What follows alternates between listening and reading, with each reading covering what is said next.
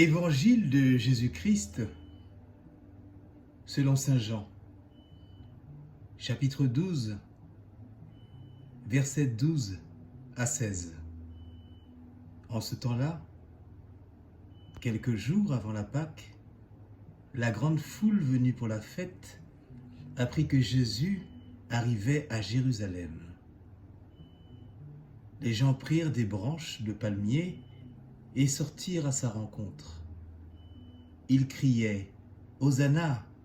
Béni soit celui qui vient au nom du Seigneur, béni soit le roi d'Israël. » Jésus, trouvant un petit âne, s'assit dessus, comme il est écrit « Ne crains pas, fille de Sion.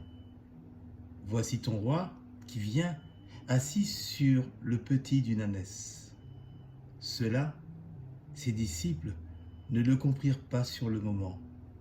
Mais quand Jésus fut glorifié, ils se rappelèrent que l'Écriture disait cela de lui. C'était bien ce qu'on lui avait fait. Acclamons la parole de Dieu. Bonjour mes chers amis. Nous venons d'écouter en Église la passion de notre Seigneur Jésus-Christ selon saint Marc, qui est vraiment l'événement central de notre foi. Tout nous dépasse dans ce récit. Nous sommes scandalisés et finalement perdus devant tant de haine, tant de jalousie, tant de cruauté, tant de jugements hâtifs et de décisions si injustes, de violence, de trahison, de reniement, de lâcheté. Parce qu'en fait, dans tout ce récit, nous nous posons une seule question. Comment est-ce possible et comment veut-on vouloir tant de mal à quelqu'un qui n'a fait que du bien à tout le monde? La réponse nous est donnée dans l'Écriture. D'abord dans la lecture du prophète Isaïe, le serviteur souffrant dont nous parle ce prophète, qui ne se dérobe pas devant les coups, mais qui s'abattent sur lui. J'ai tendu le dos à ceux qui me frappaient et les joues à ceux qui m'arrachaient la barbe. Mais auparavant, on nous dit, chaque matin, le Seigneur éveille mon oreille pour que j'écoute comme un disciple. On a l'impression de suivre le parcours de la parole de Dieu en lui. La parole vient à mon oreille, descend au plus profond de mon cœur et monte jusqu'à mes lèvres. Texte magnifique qui peut s'adresser à nous tous. Oui, nous mettre chaque matin à l'écoute de sa parole, de sorte qu'au long de la journée, nous ayons acquis une langue de disciple pour dire des paroles de réconfort et de compassion à nos frères que nous croisons tout au long de la journée. En fait, nous devenons une fontaine de miséricorde et d'amour pour ceux que nous allons rencontrer durant cette journée, et afin que l'essentiel des frères puisse s'y désaltérer. Alors, une autre question me vient également à l'esprit, mais finalement, devant tant de contradictions, tant de haine, quel est le sens profond de l'évangile de ce jour? La réponse à cet excès de haine nous est donnée dans l'attitude de Jésus tout au long de sa passion. Il a voulu nous aimer jusqu'à l'extrême, disons même jusqu'à la folie. On peut même dire folie de la croix, qui est de nous aimer jusqu'à l'extrême. Jusqu'à la folie même. La folie de la croix est scandale pour les Juifs. Voilà la vérité de la passion.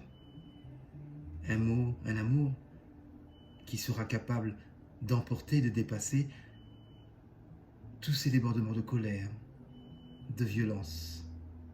Il sera victorieux devant la mort. Et voilà notre assurance et notre foi, nous rappelle l'Évangile, oui. Alors, encore une autre question nous vient à l'esprit. Mais pourquoi Jésus crie-t-il sa détresse? Mon Dieu, pourquoi m'as-tu abandonné?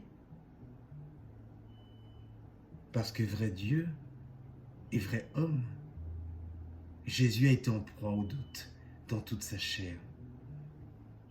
Il a remis tous les péchés de l'humanité entre les mains de son Père, et son Père se confie à lui. Oui, il se confie entièrement à son Père dans la prière. En fait, vous le savez, il est en train de prier comme tout juif, d'ailleurs comme beaucoup d'entre nous, qui connaissons les psaumes, et dans cette heure suprême, il récite les psaumes d'une manière par cœur.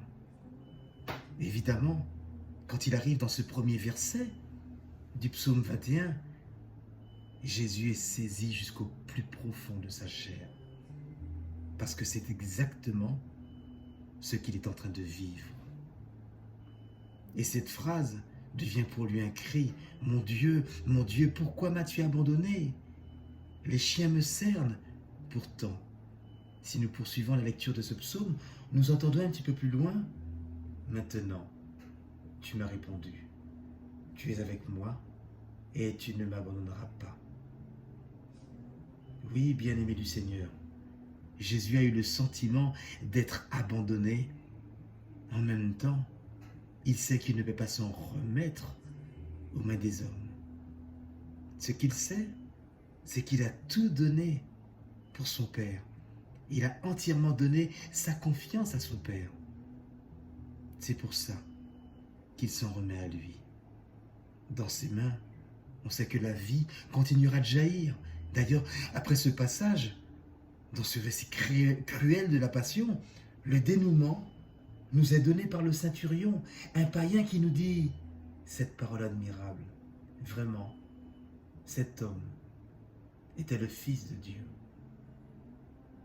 Alors en conclusion, mes chers frères et sœurs en Christ, je vous dirais, quand arrive l'heure des persécutions, quand arrive l'heure des difficultés, quand arrive l'heure des obstacles graves, nous sommes tous plus ou moins perdus, oui. Alors ce récit de la Passion, dans ce récit de la Passion, nous pouvons retenir ces mots. Mon Dieu, pourquoi m'as-tu abandonné? Et Père, tu m'as répondu. Face à un excès de haine, Jésus a répondu par un excès d'amour. Et ce jour-là ouvre un chemin nouveau pour notre humanité. Amen et bonne montée vers Pâques.